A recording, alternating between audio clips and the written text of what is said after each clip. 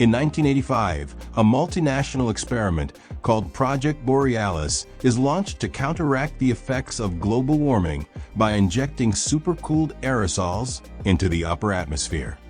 The project goes off script during a routine high-altitude test over Lake Superior. What forms isn't just an aurora, it's a luminous veil across the sky, and for 3 nights, the lake stops reflecting the stars. Soon after, the jellies appeared, or as the locals call it, the wash, translucent, jellyfish-like blobs that fell from the sky and washed ashore. Not long after, people began to die. But it's not the creatures that kill. It's what they carry. The organisms exude an invisible spore that hyperoxygenates blood, making people euphoric and energetic.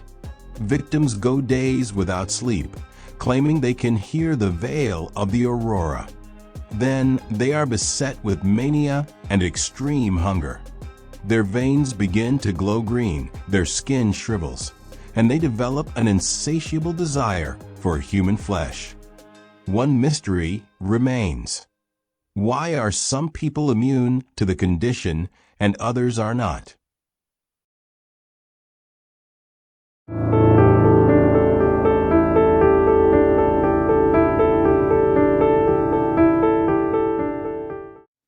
Hello everyone, welcome to the Solo Gamers Club. My name is Keith, and tonight we're going to be playing Last Night on Earth, the 10-year anniversary edition, using my campaign system. I provided a preview of the new campaign system in a video a couple weeks ago, and I'll show you the changes that I've made since then. I've revised the campaign map to fit on an 8.5 by 11 sheet. We're going to begin in the town of Ashland, so we'll place a marker there. And we're going to start out with 0 on the threat tracker. The heroes can win the campaign in a couple ways. First way, and the most likely way, would be for them to advance the threat tracker by winning scenarios up to 7 or greater and then winning the next scenario. Another way is for them to make their way to Sand Island, and we find out from the campaign background that Sand Island has an airstrip there. And if they're able to either kill off all the zombies on the island or escape in the plane, they will win the scenario that way. Victory points on the threat tracker are earned by winning scenarios. We earn 3 victory points for winning a scenario. We lose 3 victory points if we lose the scenario. 2 victory points are lost if a hero is killed or turned into a zombie hero. 1 victory point is lost if a hero finishes a scenario with an infection. We gain +2 victory points for traveling to the Ancor Chemical Works, which is a kind of a critical place in this scenario, and I should say campaign. And then finally, victory points can be awarded for travel events, and that's the next step. We're going to take the number counters marked 1 through 6.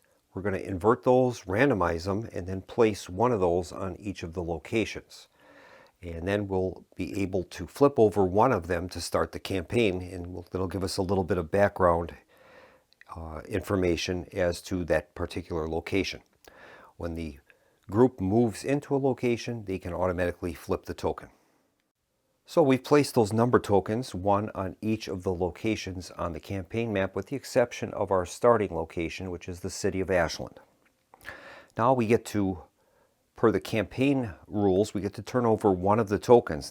That is representing our either previous knowledge of the location or possibly a radio broadcast that came in from the location giving us some information.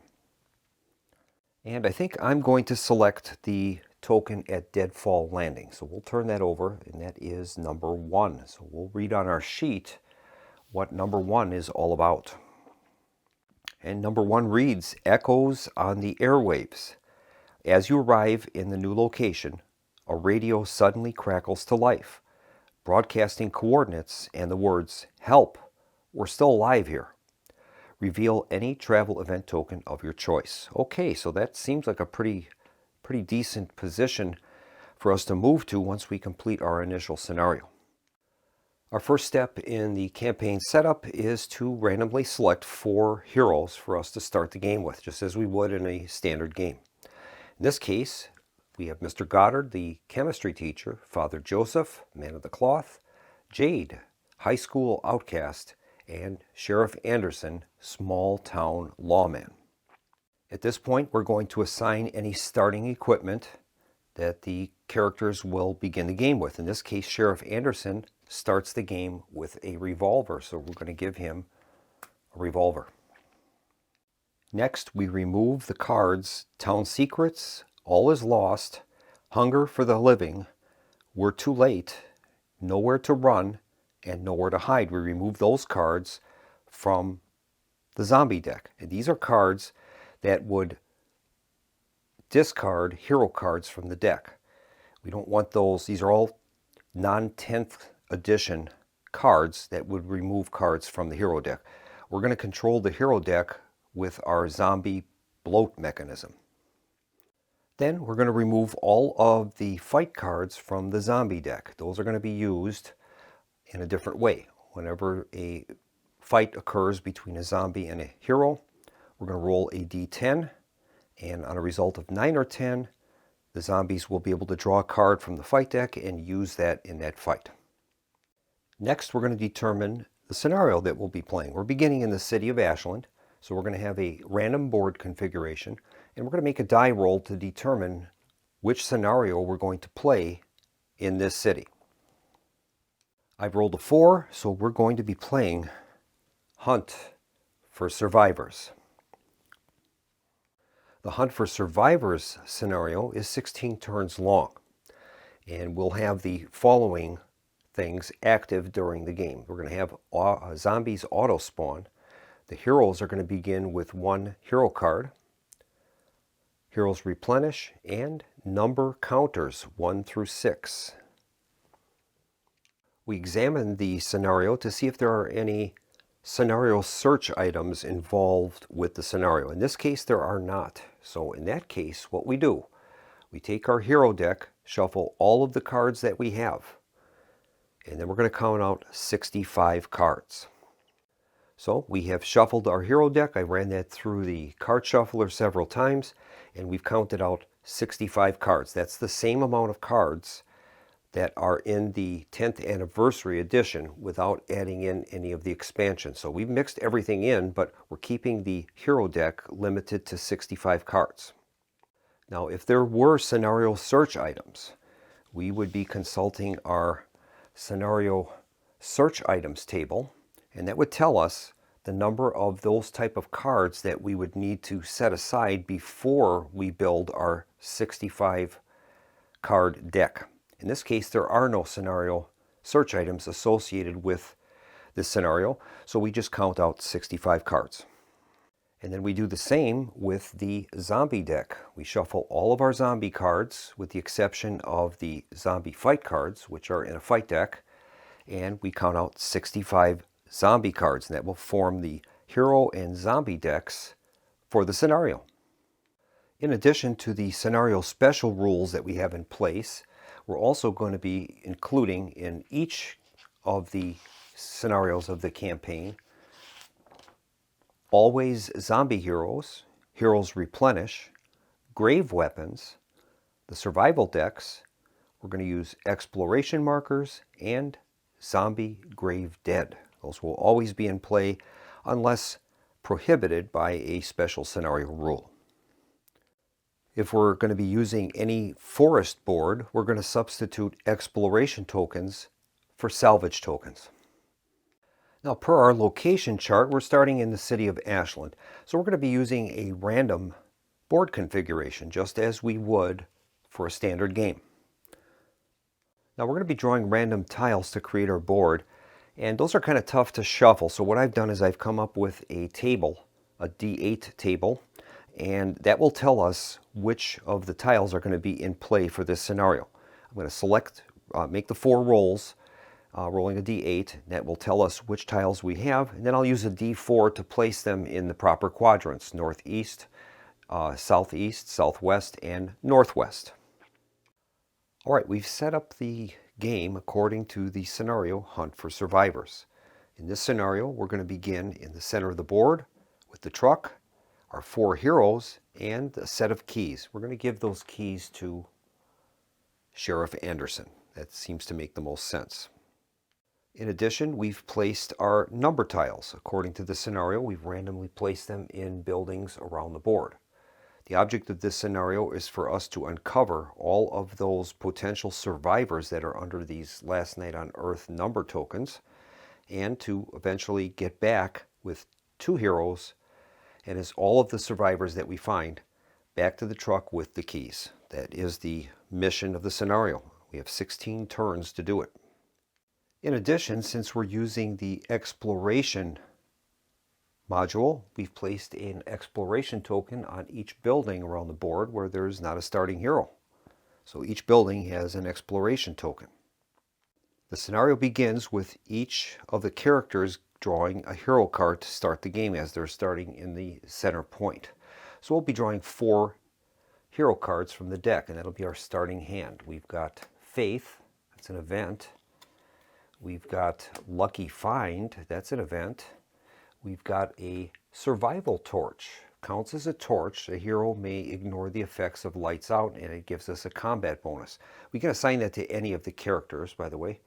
And then finally we've got I Found It. It's a Play Immediately card. Look at the top 3 cards of the hero deck, choose one to keep, and discard the other 2. All right, well, let's do that. We'll draw 3 more cards, and then we can keep one of these. So we've got 3 cards here, and those are a lighter, and another survival torch. So we can keep one of those. And I guess we'll keep the survival torch. So the other 2 we'll put back into the discard, I believe. And that's correct. We'll place those other 2 cards in the hero deck discard. All right, now we got to assign these survival torches. The event cards will be kept in a pool that any of the players can use. And I think we're going to assign one of the survival torches to Jade. She only has 2 wound boxes, so we will maybe help her a little bit. And the other one we're going to give to Father Joseph. In his model, he's got a torch there, so I think that would be appropriate for us to give that to him. All right. Now, how these number tokens are going to work is the following. When we move into a building, instead of doing a search action, we can reveal the token. And then that will make a die roll and will determine whether or not it is a survivor, whether it is a hero, or a zombie hero. We've set up our zombie pool. We have 14 standard zombies, and we've got 7 of the grave zombies. Those are called Zombie Grave Dead. Now we have to make a die roll to determine what the Zombie Grave Dead's special ability is. And so we'll make the roll. Result is a 6, and that's Carrier. Whenever a Grave Dead wounds a hero, roll a d6. On a roll of 5 or 6, the hero gains an infected marker. All right, so that's a pretty tough one. Now the Zombie Grave Dead will be brought in per the solo play rules, and that will be dependent upon the number of zombie points that the zombie player has during the Spawn Zombies segment. Now this scenario has zombies auto-spawn. And that means that the zombies will be placing newly spawned zombies during every turn. We will be skipping step 3, roll to spawn new zombies. So we'll just be determining how many are going to come on the board, not whether they will come on or not. I was intending to save this playthrough for the October 2025 Halloween month, but I'm in the process of learning quite a deep game for the channel right now. It's got pretty heavy weight to it, so I've been spending a lot of time reading the rules on that, and I needed a game that I knew the rules to pretty good, and that's why I'm bringing this to you right now. We're going to play through this scenario in this video, and then in October we'll probably play a second video of the same game, and we'll continue the campaign from there. For this game, the zombies will be rolling the red dice, and the heroes will be rolling the blue. So we're ready to begin. So our mission in this is to obviously win the scenario, but we don't want to lose too many heroes in the process. We do have the heroes replenish, but the problem is we lose 2 victory points for every time a hero is killed, so we don't want that to happen. Now we're going to roll 2d6 and we'll place that number of starting zombies equally amongst the zombie spawning pits. Here's the roll. And we're going to start out with 11 of them. Wow. All right, so we've got 3 zombies in the northwest, 2 in the northeast, 3 in the southeast, and 3 in the southwest.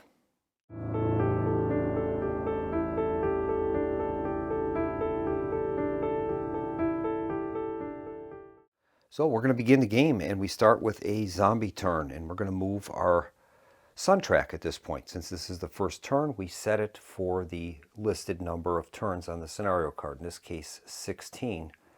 Hunt for Survivors will be 16 turns long. Next, we're going to draw our zombie cards, and in the solitaire rules, the zombie hand limit is 3 cards instead of 4.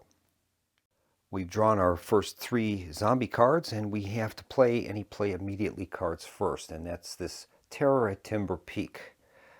Play immediately. Draw 2 zombie cards, or 1 card if there are 2 zombie players. The zombie player now has a hand of 6 cards. If there are 2 zombie players, it would be 3, and that card remains in play. So until we can discard this Terror at Timber Peak card, the zombie hand is going to be increased by 2.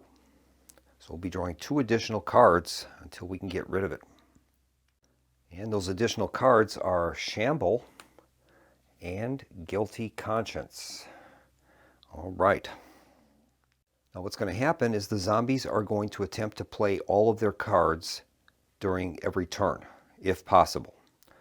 And we'll kind of arrange those in the order that they would come out. If the card is during the zombie movement phase, we would play it during that phase. If it's at the start of the zombie phase, we would play it at that point. One of the cards is Guilty Conscience. It says play at the start of the zombie turn on any hero. Now the start of a turn is any point during that turn up to a point where we move models. So this is technically part of the start of the zombie turn. It says whenever, we're going to play this now on a hero.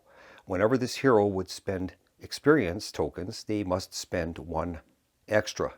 And this card is going to remain in play. So we'll just basically draw, I think, roll a die. And on a result of 1, 2, 3, or 4, we would assign it to that particular hero. Father Joseph will be a 1, Sheriff Anderson a 2, Jade 3, Mr. Goddard a 4. Any other roll, we'll just re-roll it. Okay, it's a 2, and that's going to be on Sheriff Anderson. So we'll play that card on him. The other zombie cards we will play when appropriate. Next is to roll to spawn new zombies. In this case, we have zombies auto spawn, so we'll be passing on step 3 throughout the scenario. Next is move zombies. Our next step is to move zombies. Each of the zombies is going to move 1 space towards the nearest hero. I'm going to place the keys on Sheriff Anderson's card. Now the zombies have a card called Shamble, and that says play this card to move a zombie d6 spaces instead of its normal move. And it reads, here they come. All right, so we're going to roll a d6, and we'll select one of the zombies to make that move. And I guess we'll pick the one from the barn. And that's going to move 5 spaces. Okay, so it's going to shamble 5 spaces. And we'll move that 1, 2, 3, and 4. And he'll launch an attack there. The other zombies will each move 1 space. All right, so each of the zombies has moved 1 space. That will complete our move zombies portion. We'll move on to fight heroes, and we're going to have a fight right off the bat. All right, now it is fight heroes.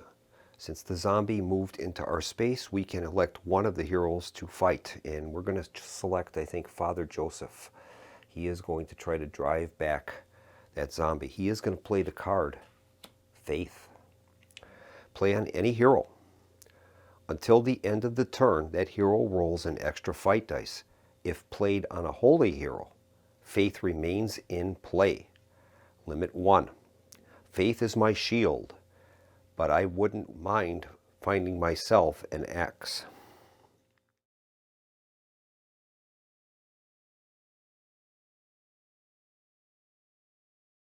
So in this case, the zombie will be rolling 1 die, and Father Joseph is going to be rolling 3. All right. So we'll resolve the fight.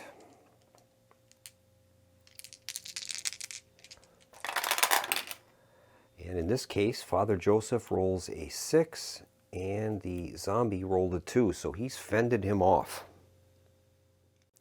And that's going to complete the fight, and we'll move on to place newly spawned zombies. So we'll make a roll and find out how many zombies are going to come on the board. 3. So we've got 3 zombie points to spend. 3 spawn points. And I think we'll spend 2 points to bring a zombie grave dead in. And we'll spend 1 point to place another zombie. And we'll put him here. All right, that completes the zombie turn. And we'll move on now to... Well, the zombies actually have a card they can play during this phase, and that's Legions of the Dead. Play this card at the end of the zombie turn to immediately place D6 zombies from your zombie pool, each in a different space. At least one other existing zombie. Okay, so it's got to be in a space with an existing zombie. Let's see how many they get. They rolled a 3. Well, there's only 2 left in the pool, so I guess both of those are going to come out. And we have to place them in spaces with existing zombies. And I guess it would make most sense for them to place one here. That's an existing zombie. And another one we'll place here. All right. They've used up their zombie cards. They still have The Line is Dead. They can play that card when a hero is about to search to cancel the search. And now it is the hero turn. And we have to decide what we're going to do. And I think we're going to begin with Sheriff Anderson. He has a revolver, so we'd be able to use a ranged attack. So we're going to make a roll for him for movement. He rolls a 4, so he's got 4 movement points. All right. Now we want to try to get into these buildings where these Last Night on Earth tokens are and try to find survivors. That's one of our main objectives. So I think what he'll do is he'll probably try to head for the library. That's not currently under too much control of the zombies. And we'll have him move 4 spaces. 1, 2, 3, 4. And he'll enter that location. He still has a line of sight back to the 2 zombies. Now as he's entered a building with an exploration token, we can turn that over right away and see what he finds. This time he's got a free search. Okay. So he would be able to draw the top card from the hero deck, but the zombies are going to play the card. The Line is Dead. Play this card when a hero is about to search. Cancel that search. No card is drawn. Zombies must have cut the wire. Okay. So he doesn't get his free search. And that token will be discarded. We'll move on now to the next step is exchange items. There's no one in his building. And he'll do a ranged attack now. And he'll use his revolver. Now his revolver has a range of 3. So 1, 2, 3. And he'll target one of those 2 zombies there. And he's going to hit on a result of 4 or greater. On the roll of 1, the revolver is out of ammo and we have to discard it. So hopefully we won't roll that. Okay, here's his revolver shot against one of the zombies. He's rolled a 6 and he's killed one. That is outstanding. Shot him right through the head. And that's going to award Sheriff Anderson 1 experience point. Zombie will go back to the zombie pool. And that is great. We'll place his experience token on his card, and then we will mark him as already used. All right, that will bring Sheriff Anderson's activation to a close, and now we can select another hero. And I think next we're going to have Jade activate, and we'll have her make a roll. I think we'll try to get her up to the bank. That's give her a little time to maybe explore that area. So here is Jade's movement roll. She rolls a 5, so she's got 5 movement points, and we'll move her 1, 2, 3, 4, and 5 into the bank. And she can resolve the exploration token that's up there. So we'll find out what that exploration token is about, and that is a free search. Okay, so she'll draw a card from the hero deck. And she draws Frank, Forest Ranger. Play to cancel a zombie card, or play at any time except during a fight to roll a d6 and immediately move that many zombies up to 1 space each in any direction. I know these woods. We can lose them in the trees. Now, Frank the Forest Ranger is considered a townsfolk, but I don't believe that that is going to be the same as the townsfolks that we're trying to find with these tokens. So we'll just keep the card, and we can use that to either cancel a zombie card or play anytime except during a fight, roll a d6 and move that number of zombies 1 space in each in any direction. So we'll just keep that card. But it's interesting that he has townsfolk listed on his keywords. I don't think that applies though to this scenario.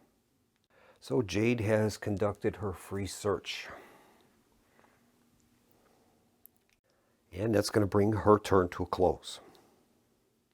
And I think next up is going to be Mr. Goddard. We'll have him roll for movement. Okay, he rolled a 5, and I think he's going to go into the gas station. So we'll have him move 1, 2, and 3. And he'll move into the gas station. That has an exploration token there. So he's going to flip over that exploration token, and it is a free search. So he'll be drawing a card from the hero deck, and he draws Coach Packer, Gym Teacher. Event. Cancel any fight with a zombie and immediately return it to the zombie pool. Or roll a d6 for every zombie card that remains in play. On a roll of 4+, discard that card. That seems like a pretty good card. And I think we're going to play that card, and we're going to use it to attempt to get rid of a remains in play. Currently there are 1 remains in play zombie card, and that is that Terror at Timber Peak. So we'll make the roll and see if we can get rid of it. If we can roll a 4+, we can discard it. That would be awesome. Here is the roll. We've done it. We've rolled a 4. So we can discard this Terror at Timber Peak card, which is giving the zombies 2 extra cards during their draw zombie card phase. That is awesome. All right, that is the end of Mr. Goddard's turn. And that leaves Father Joseph, Man of the Cloth. I think he is going to stay where he's at. So we won't even bother rolling for movement for him. And he's going to fight the zombie in his space. He has a survival torch, and he has faith. So the faith will allow him to roll an extra die. So he'll be rolling 3 dice, and the zombie will be rolling 1. And let's see if Father Joseph can take out the zombie. He says, "Back, ye devil." Okay, here is the roll. And Father Joseph has won the fight 6-4. All right, well, he's just staved him off then. That's all he's managed to do. He wasn't able to kill him. And that's going to bring the hero turn to a close, and we'll move back to our zombie turn. We start the zombie turn by moving the sun tracker. We're down to 15. Now the zombies will draw their zombie cards, and they're going to get 3 of them. Luckily, we got rid of that card, Terror at Timber Peak. Zombies have drawn Lights Out, Shamble, and Out of Control. All right. 2 of the cards are played at the start of the zombie turn. We have Lights Out and Out of Control.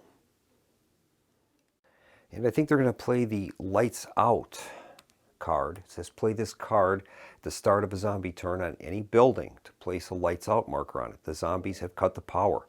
Any hero moving into a space within this building immediately ends their move. Okay.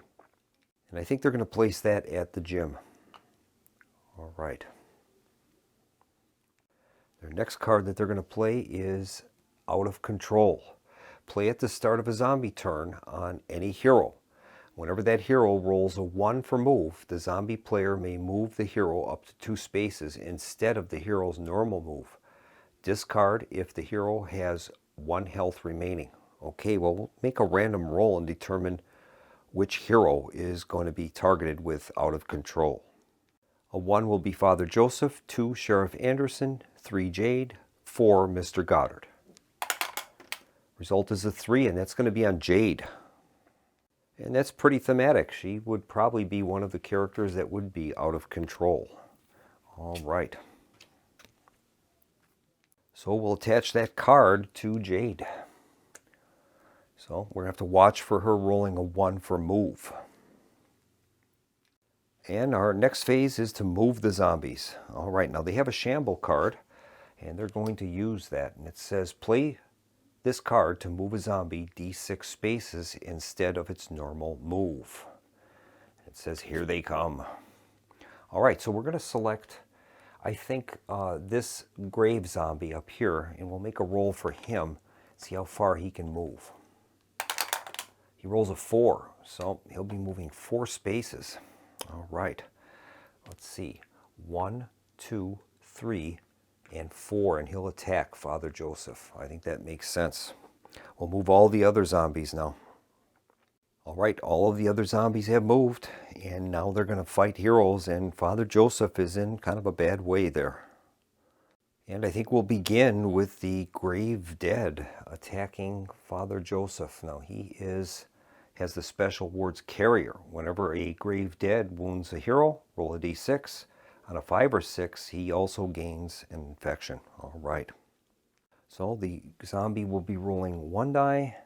Father Joseph, with his faith, will be rolling 1 extra die, which is pretty good. All right. And here's the first roll. Father Joseph has killed him. He's got 2 6s. Zombie rolled a 1, and he's got doubles, and that's going to kill that Grave Dead, which is awesome. It's going to earn Father Joseph an XP. So we'll give Father Joseph an XP, and now we have another zombie coming at him. Same situation, 1 die for the zombies, 1 extra 1 for Father Joseph's faith. Here is the roll. And Father Joseph has staved him off. He's held him back. He's won 5-4. All right. Incidentally, that Grave Dead that Father Joseph defeated is removed from the game. That doesn't go back into the supply. It's a one-time use. Now we move on to the spawn zombies. So we're going to roll a die and spawn some zombies. Let's see how many points we have.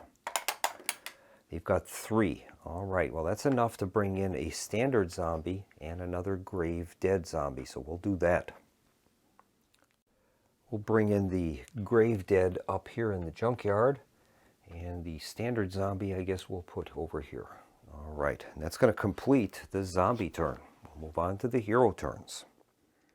I just realized that after I resolved the combat that we had with Father Joseph and another 2 zombies in that space, I forgot to roll for zombie fight cards for them. So what I'm going to do is in the next opportunity, I'm going to add in 2 extra D10 rolls to see if a zombie fight card will be played in the future fight. Okay, we're going to begin with the heroes. Now I think I'm going to start with Sheriff Anderson. We'll have him roll for movement, and we'll see what he gets.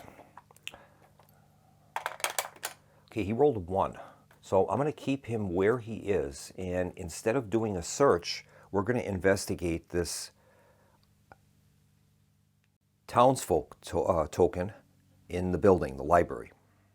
And incidentally, the exploration tokens and these townsfolk tokens when they're in a building, it's considered to be in any space of the building. You don't have to move on top of the token in order to utilize it. All right, so Sheriff Anderson is in a space with one of those tokens. So we're going to flip that token, and then we're going to make a die roll, and that will tell us if we find a survivor, a hero, or a zombie hero. So here's the flip. It's a 5. Okay. So we're going to roll a die, and we're going to compare that with the number on the token. If the die roll is higher than the number on the counter, nothing happens. If the die roll is equal to the number, then they have found a hero and must roll an additional die.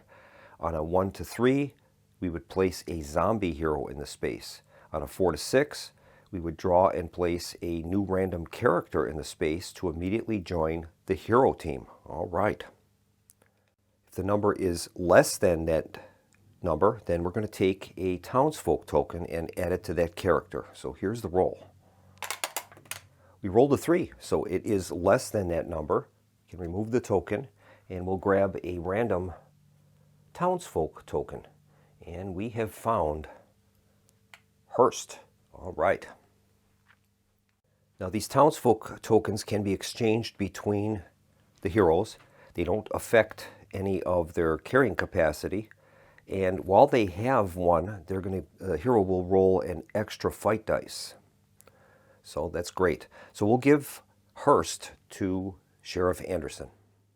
And now Sheriff Anderson is going to conduct a ranged attack. And he's going to use his pistol, his revolver, range of 3, 1, 2, 3, and he's going to target this zombie right there. So he's looking for a roll of 4+. On a 1, the revolver is out of ammo. Here's the roll. We rolled a 2, so he's missed. Okay.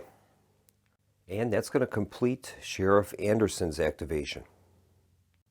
Next up, I think we're going to activate Jade. Jade is up in the bank, and she shares a building with one of those survivor tokens.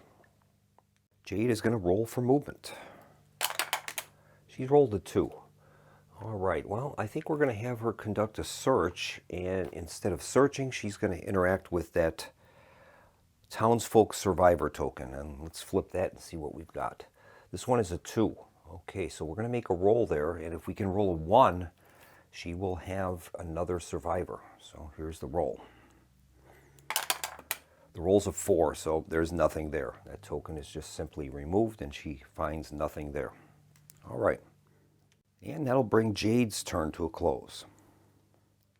Next up, I think we're going to activate Mr. Goddard. He is in the gas station, and we'll have him roll for movement. He rolls a 1. Okay, so I think we're just going to keep him in the gas station, and he's going to search for survivors. So we'll flip that token and see what he's got. This one's a 4, so we'll be rolling a die. If we can get less than 4, he'll have a survivor. He rolled a 4, so that is the same number as the token. Okay. Okay, we found a hero, and we're going to have to roll an additional die. On a 1 to 3, it's going to be a zombie hero. On a 4 to 6, we're going to place a new hero character in the space, and he'll immediately join the hero team. Okay, here is the roll. So we want to get 4 or greater. We rolled a 6, so we're going to get a new hero. That's great. I'll randomly select a new hero. And he has found FBI agent Carter. All right. Carter's going to begin with a pistol. So we're going to grab a pistol out of the hero deck. So Agent Carter is going to start with a pistol. And incidentally, when you have to, when a new hero comes into play in a case like this, you start by going through the unused hero deck to find any starting items that might be that they start with. Only if those are not in the unused cards would we go into the actual hero deck. So Agent Carter now is a part of the team, at least for this scenario. And it says that Agent Carter immediately joins the hero team, so he can start taking actions. That's great. So we'll remove this token, and that's going to complete Mr. Goddard's turn.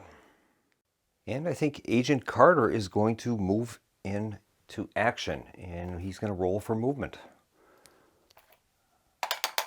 He rolls a 5. Okay, so he's got 5 movement points. And I think we're going to have him move a little bit. Then we're going to use his pistol that has a range of 2. So let's see where we can move him to. I think we're going to move him here. 1, 2, 3.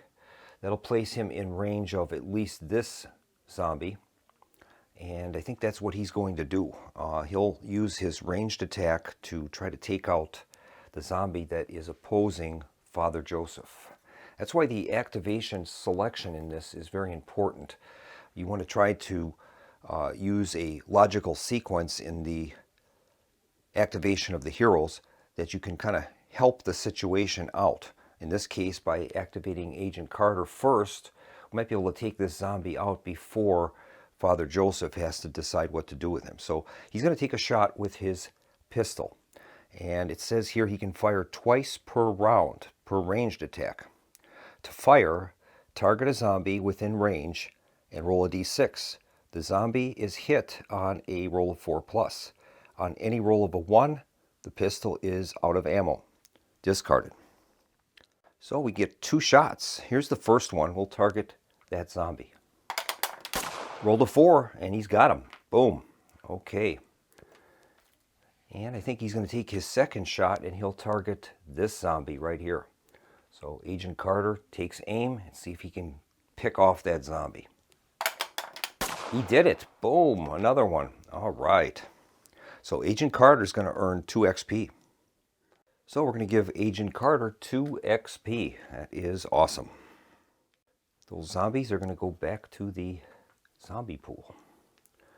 All right. That's going to end Agent Carter's turn. All right, next up is Father Joseph. Now, he's not in combat position with that zombie anymore, so he'll roll for movement, see what he comes up with. He has a 6, so he's got some movement going. It's good. I think Father Joseph is going to head for the high school in the southwestern part of town. So he's going to move 1, 2, 3, 4, and 5, and he'll enter the high school. As he enters the high school, there is an exploration token here. Let's see what it is. And this one, new hero found. That is amazing. And that reads, it says, you have stumbled across another survivor, and they eagerly join you.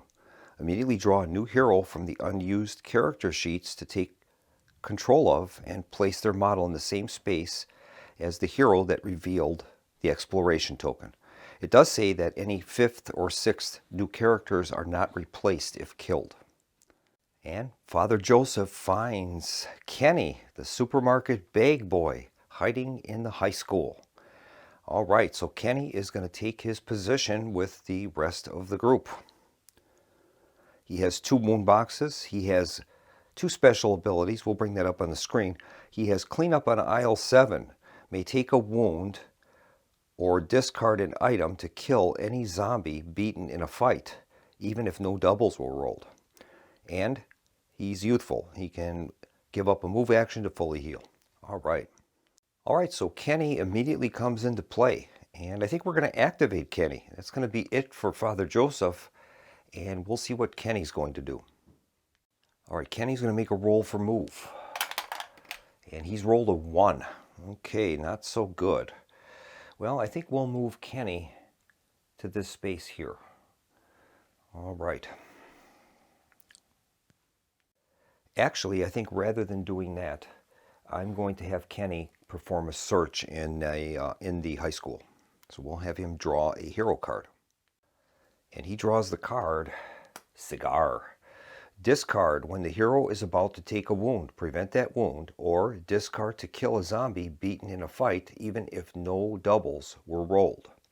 All right, so the bag boy Kenny has a cigar, and I'm sure Father Joseph is wagging his long finger at him. And that's going to complete the hero activations for the turn. We'll start a new round with the zombies. So we'll begin the zombie phase. We'll move the sun tracker. We're down to 14. All right, the zombies draw their zombie cards, and they've got infected, gaining ground, and that's not good. Okay, Incidentally, if there are any zombie cards that are not played during the turn, at the start of the next zombie turn, those cards are discarded and 3 fresh cards are brought in. Now they have one card, and that is Gaining Ground. And that says, play at the start of a zombie turn to choose a board section. Every zombie on that board section may immediately move 1 space. Those zombies may move and fight normally this turn. And it says, it's time to get out of here. Alright, so we have to select a board section to activate all of the zombies in. And it looks like the most zombies would be in this section, but I think if I was the zombie player, I would probably activate the northeast section. We got a better chance of getting into range with these characters. So we're going to move each of these zombies 1 space in that board position. All right. Now all the zombies are going to move 1 space. All right, the zombies have moved, and we're going to have some fights here. We've got a zombie going after Mr. Goddard, and a zombie up in the bank going after Jade. We'll begin with the combat with Jade in the bank. All right, now I have to remember to do our zombie fight card rolls. So, first thing we're going to do is make a D10 roll to see if that zombie is going to play a fight card. Now, I failed to do that in a couple of turns before, so I'm going to make up to 3 rolls to see if a zombie will play a fight card. So here's the first roll. We're looking for a 9 or 10. You got a 9, so they are going to be playing a zombie fight card. We'll draw one and see what it is. This time it is Undead Hate the Living. Play this card to hate a hero, forcing them to re-roll any number of their fight dice. Zombie's choice. All right. So, in this case, Jade has a survival torch. All right, so she is going to gain 2 dice. Zombies will have 1 die. And we can force a re-roll on the hero player. That's what's going to happen. So, here is the fight.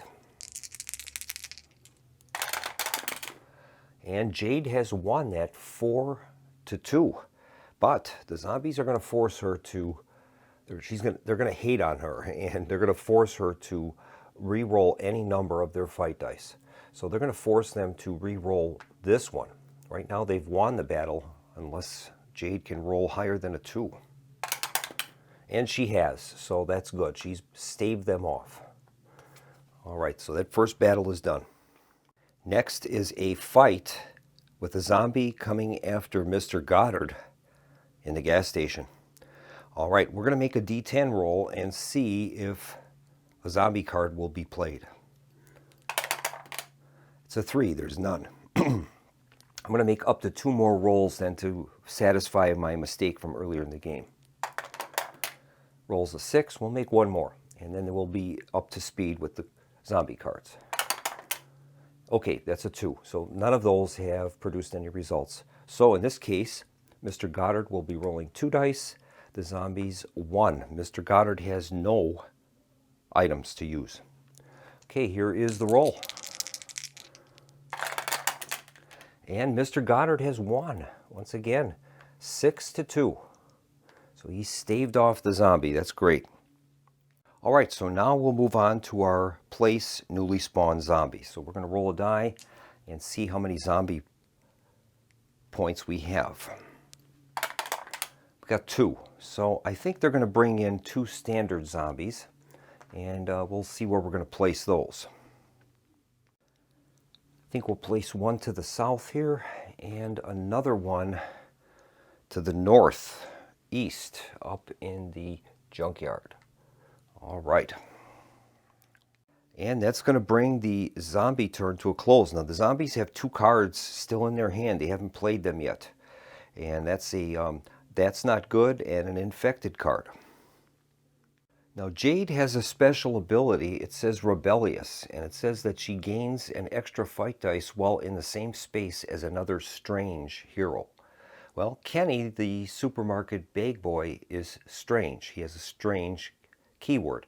So it would be nice to get her into that space with Kenny, I think, if we can. We'll begin with a movement, and I think we're going to activate Sheriff Anderson. We'll start with him. He rolls a 4, so he's got 4 movement points. And I think we need to get Sheriff Anderson up to the junkyard. There is a survivor token up there. So we'll see if we can get him in there. He'll move 1, 2, 3, 4. All right. And he is within 3 spaces of a zombie. So Sheriff Anderson is going to use his revolver. And we'll see if he can get a hit here. Okay, here is the ranged attack against the zombie. He rolled a 5 and he's got him. He took him out right through the head. All right, boom. That is great. Sheriff Anderson will earn another XP. So that is Sheriff Anderson's second XP. We'll put that zombie back in the pool. And that's going to complete Sheriff Anderson's activation. Well, there are 3 more survivor tokens in the game. We have 1 in the gym. We've got 1 up in the barn and 1 up in the junkyard. So those are our primary places that we want to go to. And I think we're going to activate Agent Carter for movement. We'll have him make a roll for move. He rolled a 1. That's not good. Well, I think we're just going to have Agent Carter probably move. I think we'll have him just stay where he is. We'll move to his next step, which is going to be ranged attack. He's going to use his pistol. Now he gets 2 shots, maybe fired twice per ranged attack. So he's going to target this zombie right here. He needs a 4 or greater. Here's the shot. A miss. Okay, so he's missed. He gets another shot though. We'll try the same one. And he rolled a 2. Both of them were misses. That's not good. Okay, that's going to bring Agent Carter's turn to a close. All right, we've got 2 heroes that are in fight position with 2 zombies. That's Jade and Mr. Goddard. So I think we have to get them out of there. They don't have any real weapons that would help them in defeating those zombies. So I think we'll make a roll for Mr. Goddard, a movement roll. And he's rolled a 5, so he's got 5 movement points. All right. I think we're going to send Mr. Goddard down towards this factory in the southeast corner. So he's got 5 movement points, and we'll have him move 1, 2, 3, 4, and well, let me try that again. 1, 2, 3, 4, 5. We'll have him move there. All right. That's going to bring his turn to a close. Now we'll make a roll for Jade. We're going to activate Jade up in the bank. She rolls a 5. She's got 5 movement points. That is great. And I think we're going to move Jade onto that bank. She's going to move 1, 2, 3, 4, 5. We'll move her there. Try to maybe get her into the cornfield if possible. I think next up we're going to activate Father Joseph in the high school. We'll see what kind of movement he has. And he rolled a 4. Okay, he rolled a 4. And I think what we need to do is I'll probably move Father Joseph to draw that zombie away from where Kenny is going to be. I'd like to get Kenny into the gym. It's got lights out, but we have a survivor token in there. So I think I'm going to move Father Joseph 1, 2, and 3. I could attack, but I think this way we'll draw those zombies towards him and maybe leave Kenny to his own devices then. All right, so that is going to end the turn for Father Joseph. Now we're going to activate Kenny, the stock supermarket bag boy. Here's his roll. And he rolled a 1 again. Wow. Okay. I guess Kenny is going to do a search in that building. Now, if he had rolled a 5 or a 6 for movement, when he searches in the building, he's able to utilize the either survival tactics or the unique items decks. But this will be just a standard search for him. And he draws Hearst, Survivalist. Play to cancel a fight, or play on any hero to let them take any item out of the hero card's discard pile. All right, we'll put that into our collection of cards. All right, that's going to bring the hero phase to a close. The zombie player had 2 cards, and those zombie cards will be discarded at this point, and now we'll start a new zombie turn. All right, so we'll start with our sun track, and that is going to move the turn marker down to 13. Okay. All right, the zombies have drawn the cards Hopeless, I Feel Kind of Strange, and Shamble. All right, so this card we're going to be playing during a zombie movement. This card will be played when a hero takes a wound, and this card is a sacrifice card. Choose any hero on the board. That hero must immediately discard an item, take a wound, or lose their next turn. But it costs choose and discard any zombie card that is currently remains in play. Okay. All right, we're going to begin with the zombie movements, and the zombies are going to use a Shambles card. Play this card to move a zombie D6 spaces instead of its normal move. So we're going to move this zombie here, and maybe he can try to get at Mr. Goddard. Here's the roll for movement. And it rolled a 5, so it'll reach him. 1, 2, 3, 4. Okay. Now the other zombies will make their moves. All right, all of the zombies have moved, and we're going to have a few battles here. We've got Father Joseph, Jade, and Mr. Goddard. Those will be fights. And we're going to begin with Father Joseph. All right. Father Joseph is currently going to be getting 2 dice plus 1 for his faith. So he'll be getting 3 dice. And we're going to make a roll for a zombie card and see if the zombies will get one. A zombie fight card. Rolls a 7, so they won't have one. So they're going to have just a single die for that combat. All right, let's resolve that and see what happens.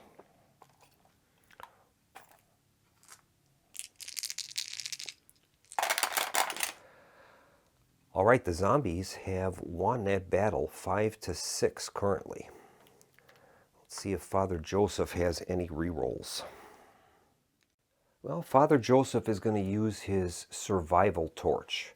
And that says combat bonus. Force a zombie to reroll one of its fight dice. May be used multiple times per fight. After each use, it'll break on a 1 or 2. So we'll have them force them to reroll that 6.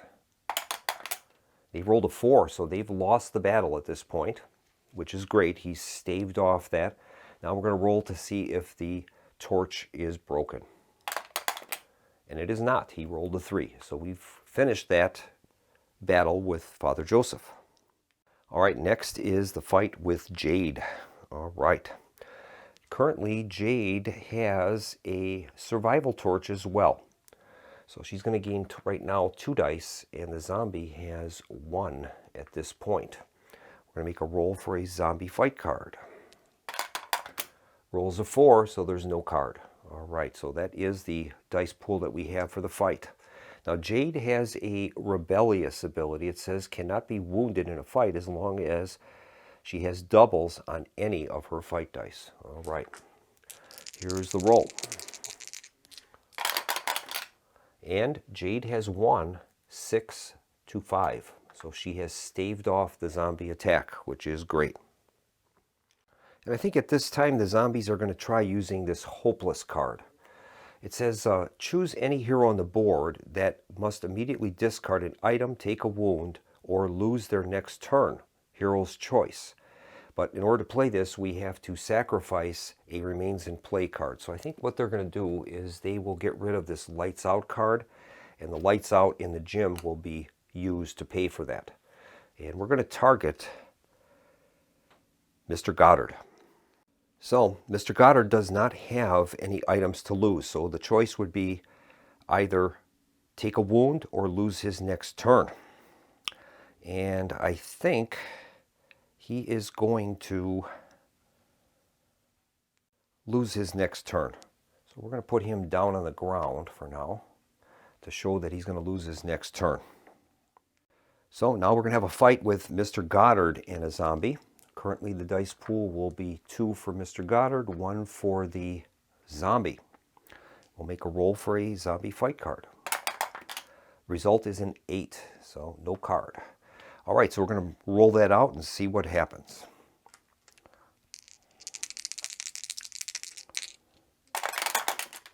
And Mr. Goddard won 3-2.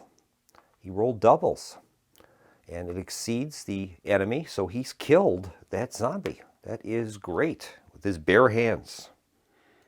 So that worked out real well. And we'll place that dead zombie into the zombie pool. All right. And now we're going to place our spawned zombies. Here's the roll. They have 6 points. Zombies have 6 spawn points. And I think the zombies will spawn the 2 standard for 2.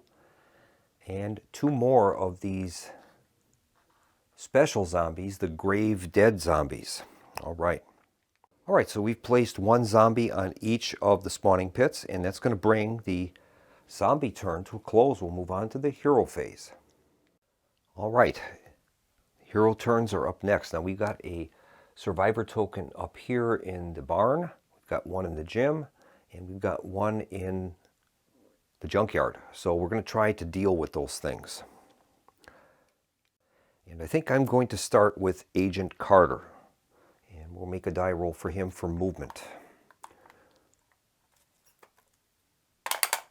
Agent Carter rolls a 5, so he's got 5 movement points. I think we're going to move him into the farmhouse.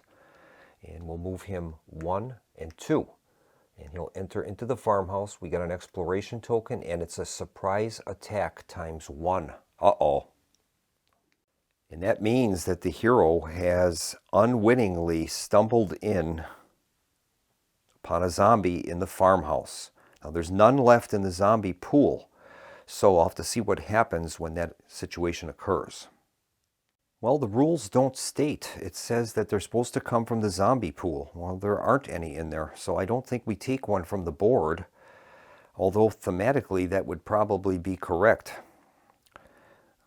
I think we'll do that because it is a surprise attack, so we've got to fulfill that. I'm going to take the zombie from the south end of the board, and we'll use that as the surprise attack for Agent Carter. I think that would be probably the correct way to play it. All right, Agent Carter has a ranged attack, and I think he's going to use that in his space to try to get rid of that zombie that is there. So we'll make a ranged attack roll for Agent Carter. And he gets 2 shots with the pistol. Here's the first shot. He'll be targeting the zombie in his space. And he rolled a 2. That's a miss. He'll try it again with the same target. He rolled a 4, and that is sufficient to kill the zombie. He shot him right through the head. All right. That goes into the zombie pool, and that will be the end of Agent Carter's activation. Now, I just noticed that Agent Carter, when he entered the junkyard, we had an exploration token there, and that should have been flipped over, so I'm going to resolve that right now. And that would have been a free search, so we're going to draw a hero card for Agent Carter. For Sheriff Anderson. And he draws the card Emergency Flare. The hero may ignore the effects of Lights Out, discard at any time to instantly wound a zombie in your space on a d6 roll of 2+. So we'll give that to Sheriff Anderson. And now we'll start his regular turn. And we'll have him roll for movement. We have a townsfolk token in that building. He rolls a 5, so as long as I guess if we could keep him there, we'd be able to resolve that token. I think we'll do it. He's going to have these 2 zombies coming after him, but we're going to have him pass on moving, and he'll search, and in this case, he's going to use the townsfolk token. So it's a 1. So we can't roll less than a 1, but if we roll a 1, there could be a hero or a zombie hero appearing. Here's the roll. And we rolled a 2, so that token is just discarded. And that's going to end that portion of it. Now he has a firearm, though, and Sheriff Anderson is going to target one of those 2 zombies. I think he'll go after this one, of course, and he'll take a shot. Here's the shot. He rolled a 3, and that is not enough. It's a miss. Okay, that'll end Sheriff Anderson's activation. Next up, I think we're going to activate Kenny. And we'll see what Kenny's going to do. Here is his roll for movement. Okay, he rolled a 2. He's got 2 movement points, and I think he will use those to move 1 and 2 and enter the gym. We know there's a zombie there, but there's an exploration token in here as well. So let's see what that is. That's a search. He gets a free search there. All right. And Kenny finds climbing rope. Allow yourself or another hero to move through an adjacent wall touching your space. After each use, it breaks on a d6 roll of 1 or 2. Okay, well, that isn't too helpful because we don't have any walls here in this board layout. All right, that is going to end Kenny's activation. All right, next up is Jade, and she'll make a roll for movement. She rolls a 5, so she's got 5 movement points. All right. Let's see what we want to do with Jade. Well, Jade can't get into the... I guess she can. She can get in there. We'll have her move 1, 2, 3, 4, and she's going to enter into the barn. There's an exploration token in there. And there's also a survivor token, townsfolk survivor. So we'll see what the exploration token is. That is a free search. So we'll draw a card for Jade. And she gets a baseball bat. All right. The hero may roll an extra fight dice. This ability may be used multiple times in a fight. Roll to see if the baseball bat breaks after each use. On a 1 or 2, it's discarded. All right, so she found a bat. So that's going to bring Jade's turn to a close, and we'll see who's going to activate next. I think we'll activate Mr. Goddard. He lost his turn during the zombie phase, so he's just going to stand up, and that is going to be the extent of his turn. And finally, we have Father Joseph. Now, what do we do? All right, well, I think Father Joseph is going to roll for movement to start out with. He rolls a 5, so he's got 5 movement points. All right. Let's see what we want to do here. I think we're going to move Father Joseph up to the cornfield because we have a defensive bonus up there. So Father Joseph is going to move 1, 2, 3, 4, 5. That would draw that zombie out from that doorway at least. And he does have a benefit. Zombies must roll a 4+ to find and attack a hero in the cornfield. All right. So that is it for the hero activation, and we'll move on to the zombie phase. Zombies will discard I feel kind of strange. They could not use the card. All right, we'll begin with the sun track. Move the sun track. So we're down to 12 now. All right. All right, the zombies have drawn their zombie cards. They have spilled gas. Play this card at any time except during a hero's activation. Place a gas marker in the same space as a hero with gasoline or a chainsaw. We have Loner. Play at the start of a zombie turn on any hero. The hero may not end their move in the same space as another hero. That's a remains in play. We do have a play immediately, though, Strength of Hate. Discard this card to let a zombie roll 1 extra fight dice. This does not count as a fight card, and that's a remains in play. So they will always be able to use that, or they can use it at any time, basically, for whichever fight they choose. All right. And that Loner card, they're going to play that on a random hero. So we'll make a die roll and find out which hero they are going to target. Kenny is 1, Father Joseph 2, Anderson 3, Jade 4, Mr. Goddard 5, and Agent Carter is 6. It's going to be played on Agent Carter. All right, so this remains in play. He cannot end his move action in the same space as another hero. Back off. I got you covered. All right, we'll move on now to the move zombies step, and we'll take care of that right now. All right, the zombies have moved, and we've got a couple of fights here. We've got a zombie attacking Kenny in the gym, and we've got a zombie in the cornfield attempting to find Father Joseph. We also have a grave zombie going after Jade in the barn. And finally, two zombies attacking Sheriff Anderson in the junkyard. I think we'll start with him. So Sheriff Anderson is going to have to fight both of those zombies. We have some cards that we can use though. And I think the first one is he's going to use this Hearst Survivalist card, and that will cancel a fight. So one of the zombies we can cancel that fight with, and we'll cancel the attack against this grave zombie. So he'll be just fighting against a standard zombie for this action. And right now, let's see what Sheriff Anderson has. He has a revolver and an emergency flare. All right. Now the zombies have a card that remains in play called Strength of Hate, and they can discard the card to let a zombie roll an extra fight dice. And that's if they choose to do that. First of all, we'll determine whether or not there's going to be a zombie fight card for this action. The roll is a 4. There will not be. So at this point, Sheriff Anderson gets 2 dice and the zombie gets 1. I think Sheriff Anderson is going to use his emergency flare. And that says the hero discard at any time to instantly wound a zombie in your space on a d6 roll of 2+. Come on! I've got something for you. All right, well, we'll have him roll, and we'll see if we can get a 2 or better to kill the zombie. He did. He rolled a 2, so he set that zombie on fire with his emergency flare. That's great.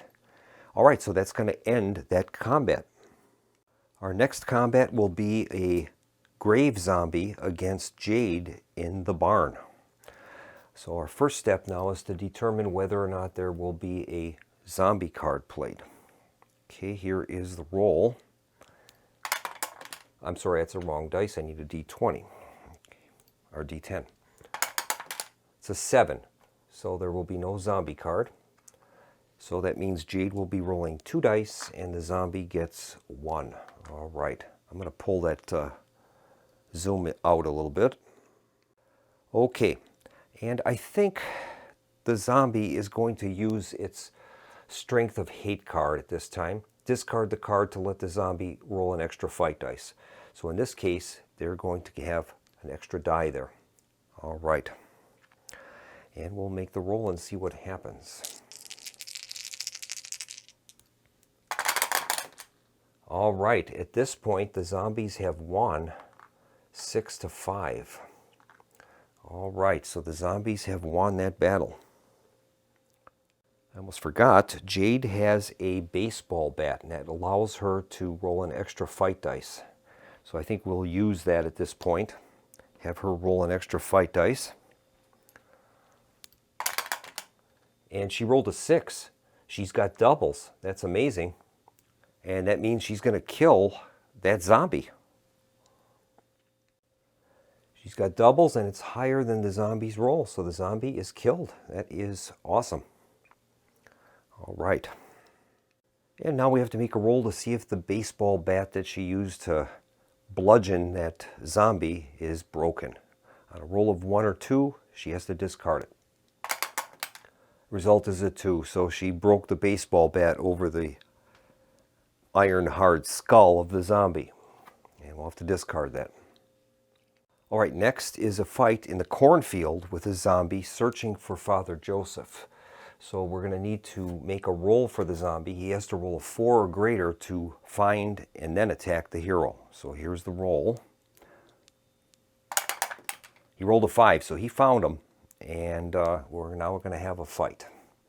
Father Joseph, with his faith, currently has 3 dice. The zombies have 1. And that is what we have. Father Joseph has a survival torch, that he can use if needed. Here is the roll. And Father Joseph has won, and he's killed them. He's got a higher die value than the zombies, and he rolled 2 1s. So he has taken that zombie out. We're doing a great job on clearing out these zombies. He's also going to gain an XP. And I also forgot Jade should have earned an XP for killing that zombie in the barn, and we'll give her one accordingly. Father Joseph now has 2 XP. And finally, we've got Kenny in the gym. So Kenny is going to be rolling 2 dice. Zombie has 1. We'll make a roll to see if there's a zombie card involved. Rolled a 9, and there is. So they'll be drawing a zombie fight card. Zombies get clawing strike. Roll an extra fight dice. If the zombie wins the fight, gain an extra experience token. All right. So we'll leave that out, and they're going to get an extra die. All right. So we'll make the roll and see what the results of the fight are.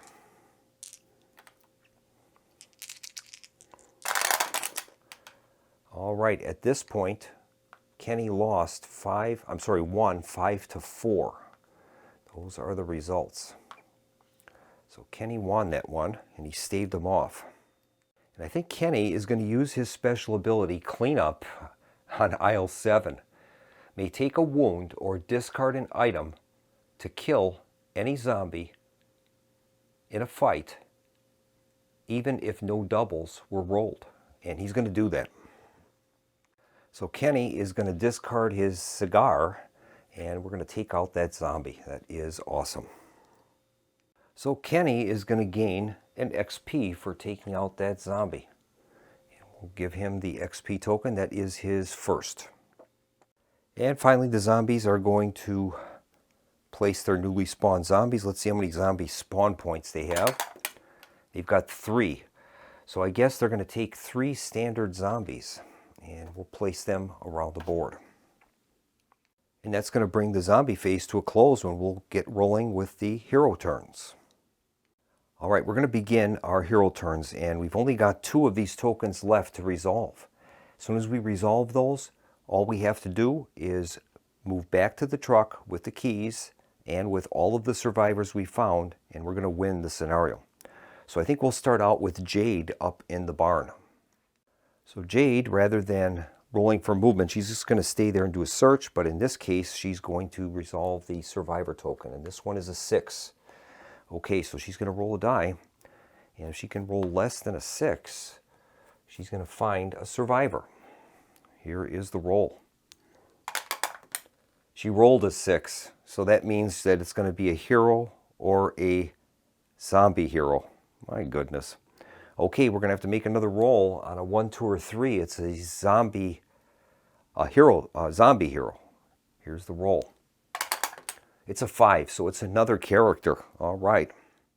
And this time, Jade finds Dr. Yamato, chemical engineer, hiding in the barn. We'll add him to our list of heroes. We've got 7 of them right now. All right, so that's going to complete Jade's turn, and I think Dr. Yamato is going to activate right now, and we'll have him roll for movement. All right. He rolls a 3, so he's going to get out of there, and he's going to move, 1, 2, 3. I don't know if that's wise, maybe not. Well, I think he'll move 1. And I think that's about as far as he's going to go. That'll complete Dr. Yamato's turn.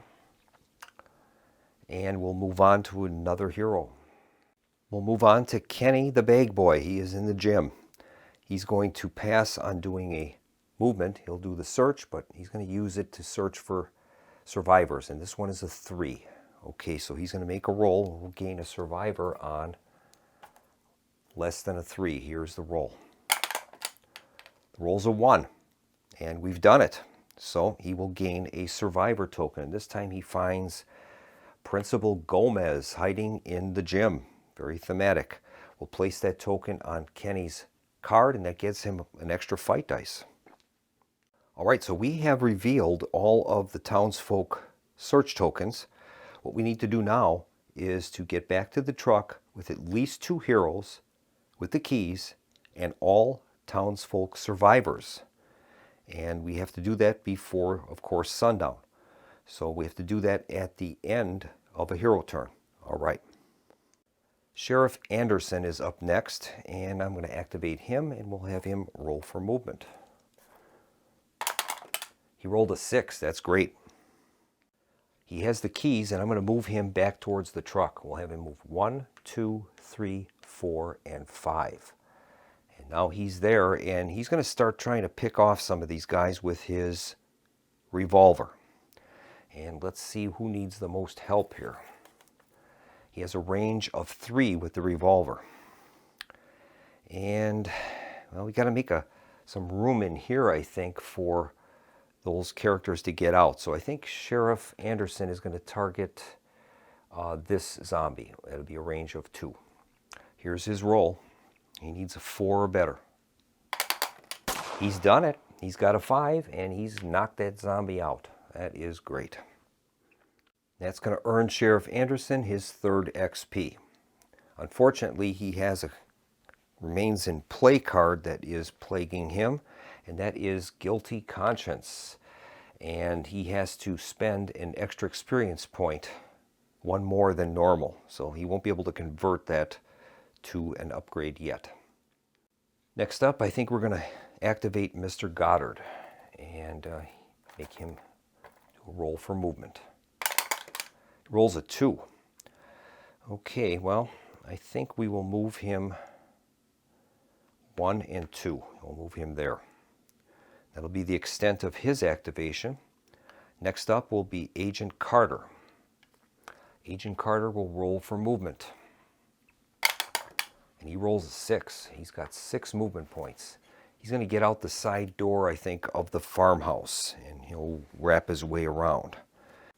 My battery cut out, so I had to replace the battery, but in the meantime, I rolled a 6 for movement for Agent Carter. He's going to try to get out around through the side door here and wrap his way around. He's currently carrying a pistol, which has a range of 2. So we'll have him move 1, 2, 3, 4, and 5. I'll have him move there. That'll put him in range of a couple of zombies. And I think now he's going to use his pistol. He can fire up to twice. First shot will be against this zombie. So here's the roll.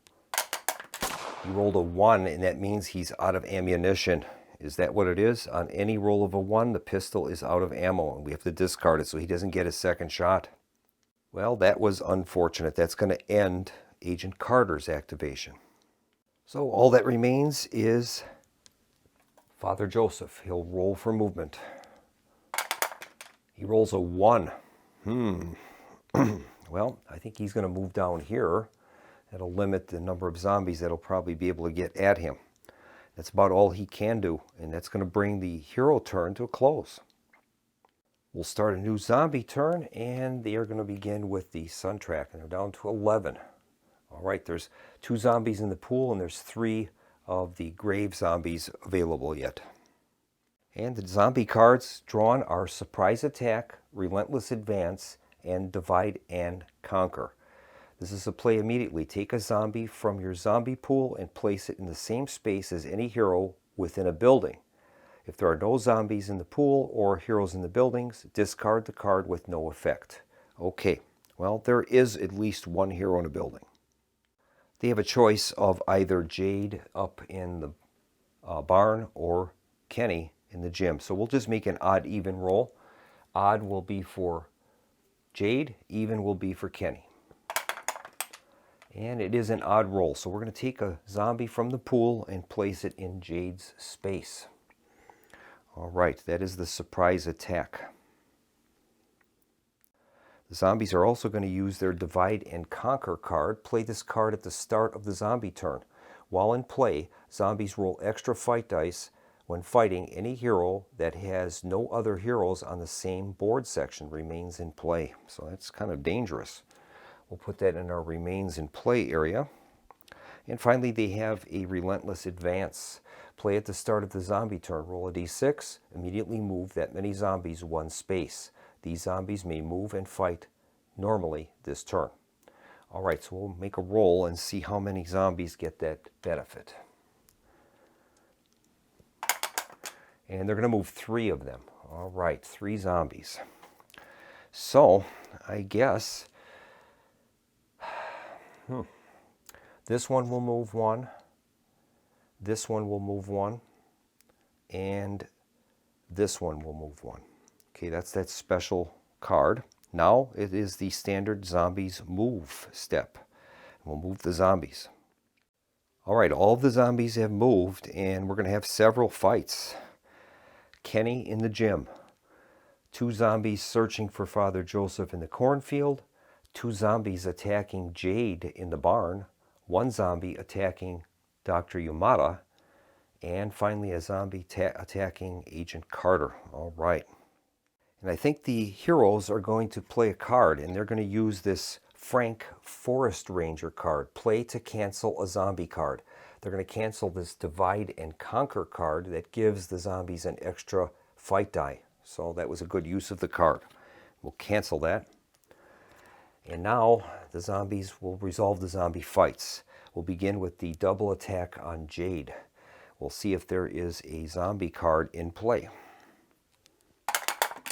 There's a 9, so it's a zombie fight card, and this one is Undead Hate the Living. Play this card to hate a hero, forcing them to re-roll any number of their fight dice, zombie's choice. All right, that is active. And this is the first attack on Jade. Jade will be rolling 2 dice, and she does have a survival torch. Zombies will be rolling 1. I'm glad we canceled that card. So here is the first fight of 2. Zombies can force a re-roll though. And Jade has won 5 to 4. So they're going to force Jade to re-roll this 5. Right now they would be winning the fight 4 to 3. Jade rolled a 5 again, so she was able to fend off the first zombie. So this fight card is removed, and we'll move on now to the second zombie attacking her. We'll see if there's a zombie fight card for that. Result is a 3, so there is not. Jade will gain 2 dice and the zombie 1. Here's the roll. And that time the zombie won 5 to 2. All right, Jade has a survival torch. And Jade is going to use that survival torch to force the zombie to re-roll one of its dice. Here is the roll. And it rolled a 6, so it didn't matter. The zombie has won that, and he's bitten Jade. So, let's see if there's anything we can do. No. So Jade is going to take a wound. So we've marked Jade with a wound. Now we have to see if the survival torch is broken. 1 or 2. And it is. She's lost her survival torch. That's not good. All right. That's that battle. Now we'll move on to Dr. Yamato. He's being attacked. And we'll see if a zombie fight card is in order. There is not. It's a 6. So Dr. Yamato will have 2. 1 for the zombie. And unfortunately, it's a tie, and the zombies win ties. So that means that Dr. Yamato is going to take a wound. So I've marked Dr. Yamato with 1 wound of his 3 health boxes, and that'll end that combat. Next is a fight with Agent Carter. Let's see if a zombie fight card is in order. Roll is a 10, and there will be. Zombies draw the fight card, Vicious Attack. Roll an extra fight dice. If the zombie wins the fight, they do an extra wound to the hero. Oh no. All right. So Agent Carter has 2 dice, and the zombies have 2 dice now. Here is the roll. And the zombies have won at 5-3. Let's see if we have any cards we can play. We don't, so Agent Carter is going to take 2 wounds. That is not good. All right, next up is Father Joseph. There's 2 zombies searching for him in the cornfield. So we'll see if the first zombie finds him. They need a 4 or greater. They did not. The second zombie will be searching for him. And they did find him that time, so he is going to be fighting against this zombie. Father Joseph, with faith, has 3 dice. The zombie has 1 for the moment. We'll see if there's a fight card involved. And there is not, so that'll be our dice pool for the fight. Okay, here is the roll. Father Joseph has won 4-1, so he staved him off. That's good. All right, the last fight will be, or second last fight will be Kenny against 2 zombies. So we'll see if a zombie fight card is in order for the first one. It is not. So Kenny is going to have a total of 2 dice, 1 for the zombie. Let's see if Kenny's got any items he can use. He does have a survivor, so he's going to gain an extra die for the survivor that is with him. All right, here is the roll. And Kenny has done it. He's got a higher roll than the zombie, and he rolled doubles. So that is a kill. Great. Kenny gains an XP. That is Kenny's second XP. All right, now the next zombie will line up, and we will roll to see if there's a zombie card. There is not. So once again, Kenny will be rolling 3 dice, the zombie 1. And that time the zombie won 6-4. All right. So Kenny lost that fight, and he's going to take a wound. That is his first wound out of 2 boxes. And we've got one last fight, and that is Mr. Goddard against a zombie. We'll make a roll for a zombie fight card. There is going to be one. The roll is a 9. This time the zombies get the card Savagery of the Dead. Okay, roll an extra fight dice. If the zombie wins the fight, the hero must also discard an item or hero upgrade on a d6 of 4+. Well, Mr. Goddard doesn't have either, so that won't matter other than the extra fight dice for the zombie, though. So each side is going to be rolling 2 dice. All right, here we go. And that time the zombies won 5-3, and Mr. Goddard is taking a wound. Now the zombies have earned quite a bit of XP with these wounds to the characters. The zombies have collected a total of 6 XP for their wounds that they've inflicted on the heroes. That'll entitle them to 2 zombie upgrades, and we're going to draw those now. So they're going to spend both of those stacks of 3, and we'll draw 2 upgrades. And they've drawn the upgrades Mistrust. Anytime a hero wants to exchange an item with another hero, they must first roll on a 5 or 6 on a d6. Otherwise, neither hero may exchange items for the rest of the turn. Then we have You'll Only Make Them Mad. Anytime a zombie is wounded, you may choose any zombie to immediately move 1 space on the d6 roll of 4+. This move must observe the rules for zombie hunger. Okay. All right, now we'll spawn some new zombies. We have a total spawn points of 1. So 1 new zombie is going to come into the game. And I guess we'll place that here. Okay, that'll end the zombie turn. And we'll move on to the hero phase. So for the heroes to win the campaign, or I should say for the scenario, we have to get the heroes back to the truck and have all of the survivor tokens there as well. And then we have to have at least 2 heroes there. Kenny has a survivor, and so does Sheriff Anderson. He also has the keys. So those 2 people have to be back at the truck. And if we end the hero phase with that condition, we're going to win. So I'm going to begin with Sheriff Anderson. He's at the truck, and he has his revolver. He's not going to move. He'll just stay there because he's in a winning condition at that point. And he's going to fire at this zombie here using his revolver. He needs a 4+. He's done it, And he's taking that zombie out with a shot through the head. That is great. Now the zombies have this special card, their upgrade, that says you'll only make them mad. Anytime a zombie is wounded, you may choose any zombie to immediately move 1 space on the D6 roll of 4+. All right, so we will do that. We'll have them roll and see if they can move a zombie. They did. So they can move a zombie 1 space. And let's see what they would want to do. Well, I guess they'd probably want to move this zombie over here to try to block in Father Joseph a bit. Okay, that's going to end Sheriff Anderson's activation. Next up, we're going to activate Kenny. If Kenny can get back to the truck, we're going to win the game because he is the only other character that has a survivor with him. So here is the roll. He rolled a 2. That's not enough. So he's going to have to move 1 and 2, I guess, and that's the best Kenny's going to be able to do. That'll be the end of his turn. Next, we're going to activate Agent Carter, and we'll have him roll for movement. He rolls a 2. I'm going to have him pull back to the truck.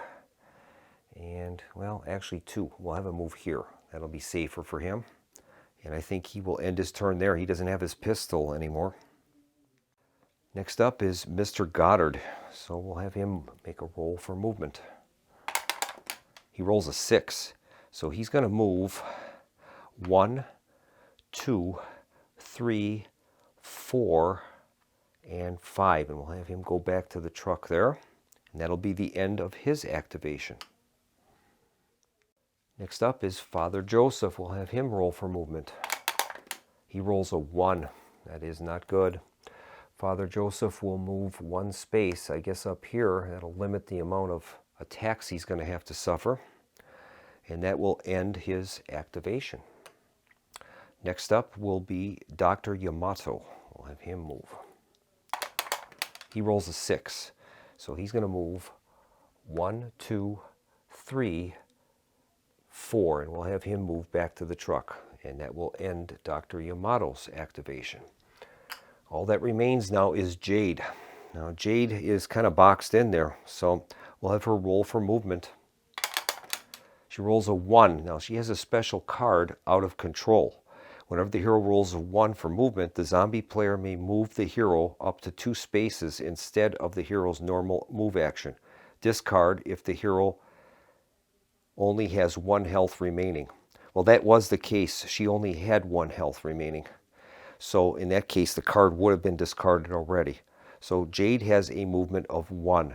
I think all she can do is move out the door. That's the best she can do. And we'll just have to see what happens.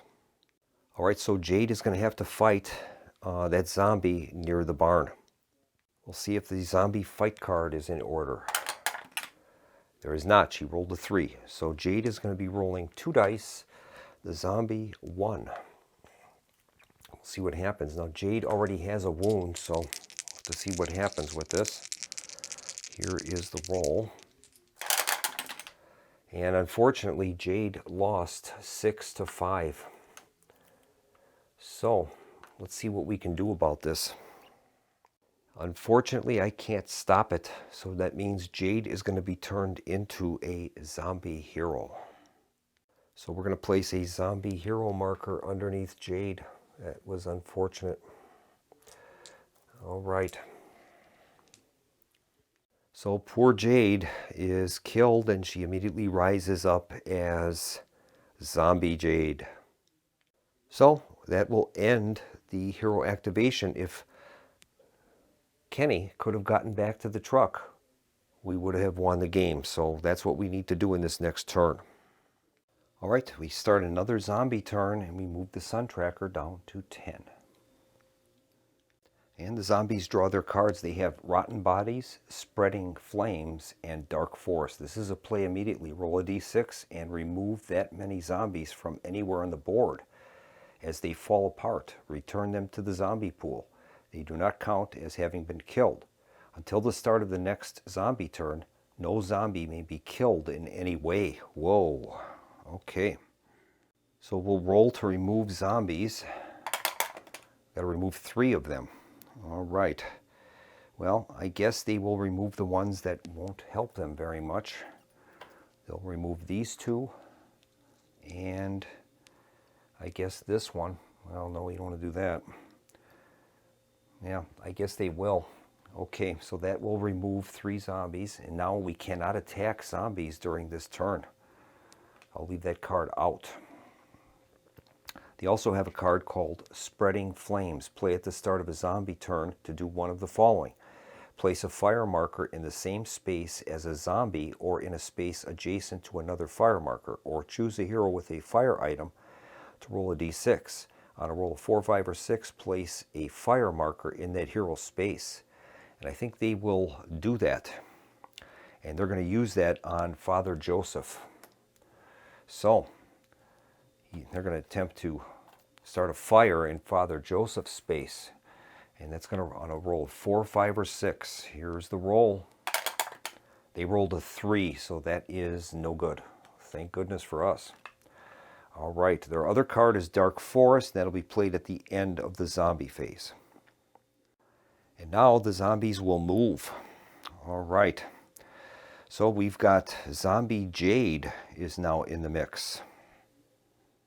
And now the next step is to move the zombies. We'll start out with a move by Zombie Jade. She moves at D3 movement points. She rolled a 2, so she'll be moving 2 spaces. The other zombies 1. All right, the zombies have moved. We have 2 fights to resolve. We have one at the truck and one against Father Joseph in the cornfield with 2 zombies coming after him. We'll start with the truck. Now, we can't kill zombies this turn because of the Rotten Bodies card. I'm wondering if there's a way we can get rid of that. Well, actually, we can. Father Joseph has Strength of Spirit, may take a wound to cancel any zombie card on a roll of 3+. So, I'm wondering if he should do that. Otherwise, we can't kill any of these zombies. I think he'll wait.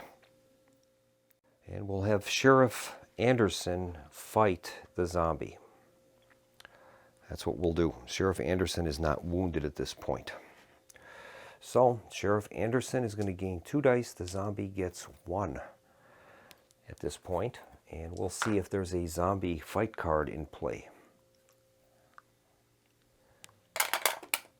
There's not. That's a 6. All right, so that is our dice pool, and we'll see what happens in this fight. And Sheriff Anderson won 6-2, so he's fended off that zombie. That's great. And now we've got a couple zombies searching for Father Joseph in the cornfield. So we're going to have to see if they find him. They will find him on a 4+. First one. And they found him. And the second one. And they found him. So he's going to have 2 fights. That's not good. The first fight will be Father Joseph with 3 dice. He has faith against 1 zombie die. Here's the roll. Father Joseph has won that 6-4. He's fended off the first one. Here is the second one. We'll have to roll for a fight card. There's not one. And I think I forgot to roll for the first one. We'll make another roll. 10, there is a fight card. So this one will have a zombie fight card for this fight, and that is play this card to let a zombie roll 2 extra fight dice. Gurgle, gurgle. Okay, 2 extra fight dice. So that means that it'll be 3 zombie dice against 3 hero dice. Here's the roll. And that time the zombies have 1. They have a higher value than Father Joseph. So Father Joseph is going to take a wound.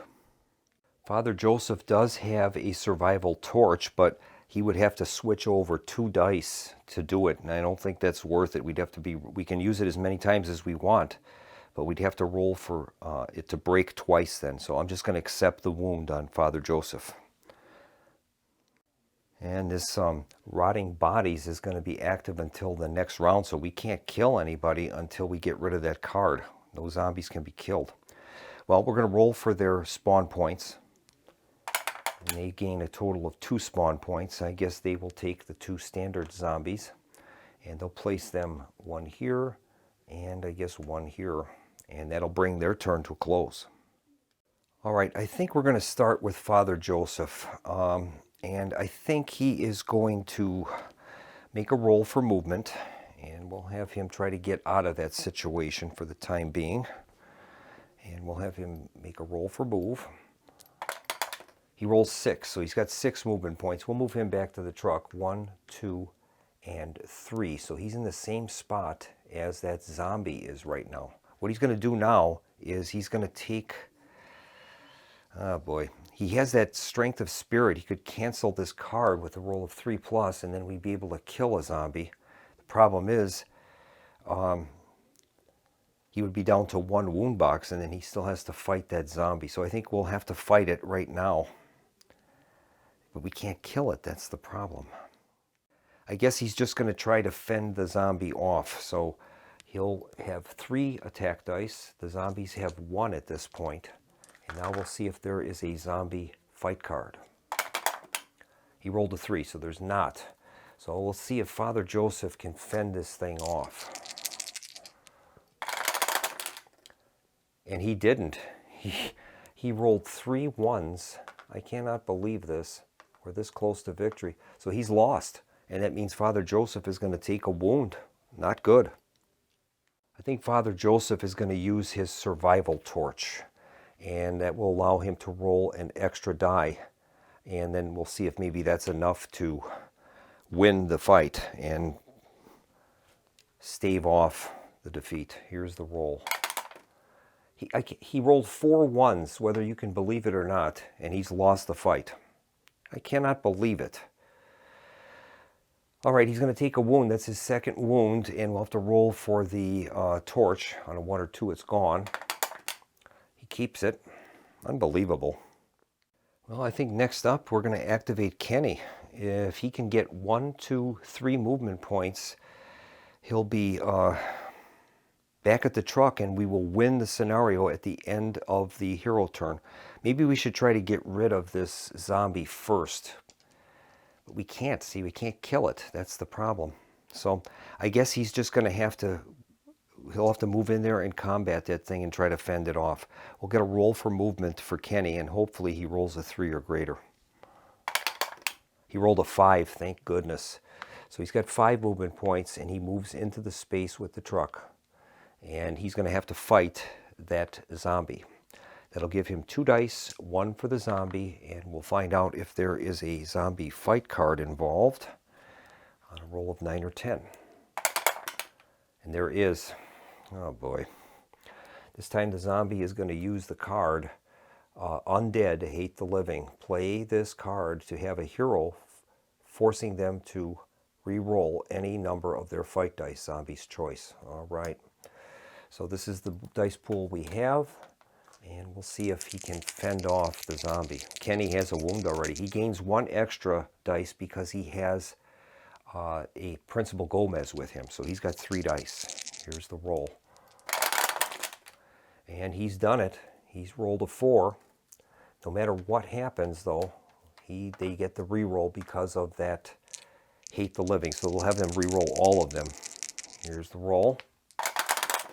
And he's done it. He was able to, he actually would have killed it if it wasn't for that card, but he's fended off the zombie, and that's the main thing.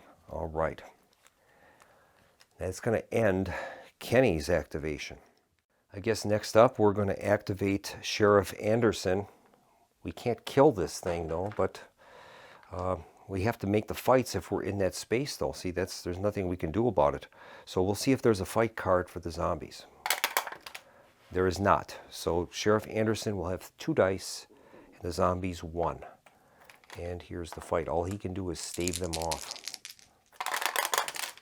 And he's done it 4-3. So that is Sheriff Anderson's turn. Next up is Mr. Goddard. Mr. Goddard will activate. He's going to stay where he is. And we'll see if there's a fight card. There is not. So he'll get 2 dice, the zombie 1. Here's Mr. Goddard's attack. And he's won 3-2. So we've staved that off. Mr. Goddard is done. Agent Carter will stay where he is. We only need 2 heroes with all of the survivors tokens that we've collected in the space with the keys, so we're in good shape. Agent Carter will just stay where he is, and that'll be the end of his turn. And finally, Dr. Yamato.